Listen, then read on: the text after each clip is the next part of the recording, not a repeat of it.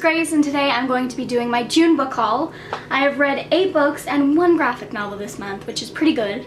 I've had kind of a weird reading month. Feels like I didn't read anything, but I did, obviously, so let's go. The first book I'm going to talk about, I'm not actually counting that I read it because I didn't give it stars on Goodreads and I didn't update my Goodreads, and I skim read the last 150 pages because I didn't like it that much. And that is Nowhere But Here by Katie McGarry. I had read Pushing the Limits by Katie McGarry, the first novel in it, which I think is Pushing the Limits, and I actually really enjoyed it. So I found out this was kind of like Sons of Anarchy, and I was like, ooh, I like Sons of Anarchy, so I'll pick it up. It follows a girl named Emily, and she's 17 years old, and her father is the president of a biker gang, or not a biker gang, a biker club, and she doesn't have a good relationship with him because he wasn't there throughout her childhood. So it's just very rocky, and her stepfather adopted her. But events take place to where she ends up spending the summer with him, and she meets a guy in her dad's biker club, and a romance ensues like it would in a romance novel. The problems I had with this book was the relationship. I just felt like the characters weren't good for each other, and I didn't like the main character. She was just annoying. I had actually gotten this book end of May, but I didn't put it in my book haul because I was going to BookCon and I just wanted to film that and get it over with. But I was reading this on the plane to New York, and I don't know if it was because I was uncomfortable on the plane, but I just did not really like this book, and I ended up skim reading the last 150 pages because I didn't really care. So yeah, sad. When I got home, I was kind of in a reading slump, so I was like, what the heck do I read? I picked up a couple things and I just put them down because I wasn't feeling it. But then I was like, you know what I should do? I should reread Harry Potter. So I picked up the first book in the Harry Potter series, Harry Potter and the Sorcerer's Stone, and I loved it, obviously. I love the Harry Potter world. This book, you know how books smell a certain way? I feel like this book smells like Hogwarts, you know, and just like the senses. It's just, I'm there at Hogwarts, and it was great to be back, and Harry Potter and all the things that I missed last time. I actually want to start rereading a book from Harry Potter every month because I love it, and of course 5 out of 5 stars. The next book I picked up was The Ocean at the End of the Lane by Neil Gaiman, and this follows a middle-aged man who is going back to his hometown to attend a funeral, and in doing so he wants to go visit one of his old friend's houses, Letty Hemstock, and his memory is quite fuzzy on the topic of her and the house and her family, so he wants to go back there. So he goes back to her house, and by doing that he unlocks all these memories, and you're transported back to when he was 7 years old and his time being a child and being with Letty Hemstock because she's a very peculiar girl. I don't know really how to describe this book because this book read like a dream, in the sense that, you know how in dreams you're like, I was at this house, but it wasn't this house, it was that house, and that person was this person, but it wasn't because it was mixed with him. And while you're dreaming, your dream makes absolute sense, but when you wake up, nothing makes sense. That's how this book read, and I loved it. It was very whimsical, and the thing I love about Neil Gaiman's writing is he takes really important subject matter and threads it into his stories to where you really have to work for the meaning, and once you find that one meaning, 10 unfold from that. And I think he's just such a brilliant writer, and the writing is just fabulous. So I adored this book. The only problem I had with it was I just wish it was longer. I just wanted more. So I ended up giving this 4.5 stars, and I definitely recommend it. I just want to read everything that Neil Gaiman writes. The next thing I read was The Killing Woods by Lucy Christopher, and Lucy Christopher is the author of Stolen, which is one of my favorite books, so I was really excited to read this. And this is a psychological thriller, and it follows a small town where a very popular, well-known girl winds up dead, and the main suspect is the main girl and this father. And this is a dual perspective book. It follows Emily, the suspect's daughter, and the boyfriend of the victim, Damon. Emily knows that her father did not commit the crime, and the evidence she has to back that up is her father suffers from PTSD from his time serving in the war, and he is just not capable of killing someone. He can't even function normally, like brush his teeth and get up and just do things that, you know, come natural. He just is not capable of killing someone. And the boyfriend Damon is saying that yes, it was her father, and la la la, and the mystery and everything. I was enjoying myself while I was reading this book, but the problem I had was at the end I'm waiting for this big reveal. Because it is a psychological thriller, I expect to have like a twist and a turn at the end, but there wasn't that. Like when the big reveal was revealed, it was just like, okay, like that was kind of obvious. But I did enjoy the imagery in this, and is so Lucy Christopher is great at imagery, and I did enjoy how PTSD was described, and how it was shown that it not only affects the person who's suffering from the disorder, but the family and even a whole town. And it's just a really sad disorder, and I liked how it brushed upon it. And the characters were all right.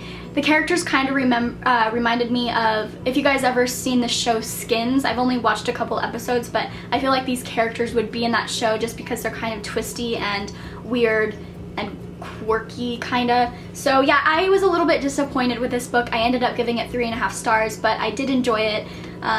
And I will continue to pick up whatever Lucy Christopher writes. The next book I read was To All the Boys I've Loved Before by Jenny Han, and I'm sure you guys all know what this book is about, but if you do not, it follows a girl named Laura Jean, and she writes love letters to all the boys she's ever loved, and in doing so, it's kind of her exorcism of the feelings.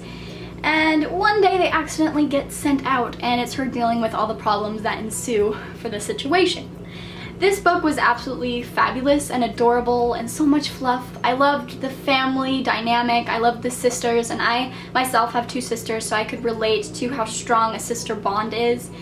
And just, it was so good. And I think, I don't know if it was like the right book at the right time, but I just absolutely fell in love with this book. And in Laura Jean, I know Laura Jean is quite immature, naive, and extremely innocent, but I appreciated her for that, and I thought that those were her endearing qualities, and I thought she was just amazing. So I ended up giving this book 5 out of 5 stars, absolutely fabulous, and I cannot wait to read the sequel. The next book I picked up was The Martian by Andy Weir, and this follows an astronaut named Mark Watney, and he and his crew are the first people to walk on Mars. He is also the crew's botanist, I think that's how you say it, and that is a person who studies and has extreme knowledge on plants. And when they are on Mars and a sandstorm comes and literally blows Mark Watney away, and his crew thinks that he is dead. That was my nephew. But yeah, his crew thinks he's dead, and he's left on Mars. He's by himself. So he has to figure out how to contact Earth and grow food on a planet that things don't grow there. And this book is extremely hilarious. Mark Watney has such a great personality, and his whole attitude towards his shitty situation is fabulous. He is just like, I loved how the log started like, well, I hope I do not die. And then the next log started, well shit. And it was just really funny. There's also a Harry Potter reference, which I appreciated. This book also reminded me how amazing humans are and just how resilient and capable we are. So thank you, book, for reminding me of that. And this author, Andy Weir, you are a brilliant guy, because there is so much science in this book. Like, I love science, but this is a whole nother level of science. Such genius in this book. 5 out of 5 stars. I cannot wait for the movie.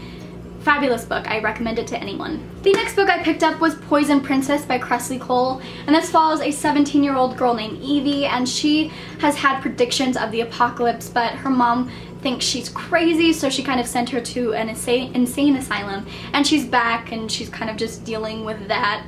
But it ends up the apocalypse does happen, and she's left to kind of fend for herself and her mother, and she meets this guy named Jack DeVoe or whatever. And this book I think had potential to be good. I didn't like the characters, but I did like the apocalypse part of it, like how it was described and stuff, but there was no action. Again, the characters were just not my cup of tea at all. The main character was so annoying. She was the type of character that would pick up a banana instead of a knife. You know how in, what was it, Scary Movie, there was a knife and a banana, and she picks up the banana. That's Evie. That's what she would do. And Jack, the love interest, he was a complete jerk, and like just a nasty jerk. I know sometimes in books there's characters where you love to hate them, and I think that the author was trying to make that Jack, but that just didn't work. I just really did not like him, and I did not understand how Evie did, so I couldn't really connect with that at all, and I didn't like he was a real big jerk, like just awful. He was the embodiment of somebody that I would just not like, and for that I just didn't enjoy it. But I did enjoy the last couple chapters. They were pretty epic, but other than that, this book kind of just lacked in a lot of places, so I ended up giving this 2 stars. I don't know if I'm going to continue on with this series. I do own the sequel, but I just have zero motivation to pick up it. So yeah, 2 stars. The next book I read was A Monster Calls by Patrick Ness. This is my first Patrick Ness book, and I'm so happy that I chose this book to be my first of his. And this follows a young 13-year-old boy named Connor, and his mother is battling cancer. and one day the yew tree outside of his house turns into a monster, and he tells Connor that he's going to be telling him 3 stories, and in return he wants Connor to tell him a story but with truth in it. And this book was absolutely beautiful. It was heartbreaking and enlightening, just so beautiful. I loved the writing. I loved the illustrations in this. Oh yeah, it's illustrated by Jim Kay and inspired by an idea by Saboyan Doyd. But this just, so many emotions while reading this. I was like reading it to my mom sometimes and she was crying too. It was just a fabulous book that I think is necessary to read, and it gave me a good message. I just loved it. 5 out of 5 stars. Amazing. Next thing I read was Saga Volume 2 by Brian K. Vaughan and Fiona Staples. And I'm sure you guys all know what this graphic novel series is about. I really enjoyed this. I gave it 4 stars. I didn't enjoy it as much as the first volume, but it was still really fun and action-packed. This series is pretty graphic, so just be aware of that. So yeah, I give it 4 stars. Next book I read is Scorched by Jennifer L. Armentrout, and this is the second book in one of her companion novels. I know that the first book is called Frigid, and so they don't follow the same characters. And this book follows a girl named Andrea, and she is a young student. I think she's 21 or 22, and she just recently changed her major from nursing, I think it was, to teaching, and she's dealing with the uncertainty, and she just doesn't want to disappoint herself along with her family. She's also suffering from alcoholism, which she doesn't quite know she has, and severe anxiety. So there's just a lot of problems with her, and she doesn't really know how to deal with herself, which is really sad. I was really excited to pick this up because it's dealing with much darker topics than Jennifer usually writes about, so I was really curious on how she was going to go about it. I was pretty disappointed because I just felt like it wasn't dealt with thoroughly. I mean, this book is really small, and just a lot of it is romance. I mean, obviously it's a romance book, but she's suffering from like severe alcoholism and anxiety, so it's just like she needs help really bad, and I just felt like it should have been more in helping her, and I don't know, it's hard to describe because I've never suffered from alcoholism or anxiety at the extreme that she had. But I just felt like it wasn't dealt with realistically. There was a part in this book where Andrea says to Tanner, the love interest, that she's like, I love you, and literally a paragraph later she's like, I hate you so much. And I was like, what? I mean, obviously she's suffering from illnesses and stuff, so I mean that plays a role, but man, that was annoying. I was like, ugh. But I gave this book 3 stars. I just expected a little bit more, and for a book that's dealing with such dark topics, it needs to be, again, thoroughly dealt with, and this book was just too short. Like, everything felt like it was just crammed into the end, so yeah, 3 stars. I quickly want to mention the book that I'm reading right now. I don't think I'm going to finish it because I'm studying for my exam and I'm doing a report right now, so I really need to do that. But that is Hollow City by Ransom Riggs. This is the second book to Miss Peregrine's Home for Peculiar Children, and this book is absolutely fabulous. I'm almost halfway done with it, and I'm having so much fun reading it.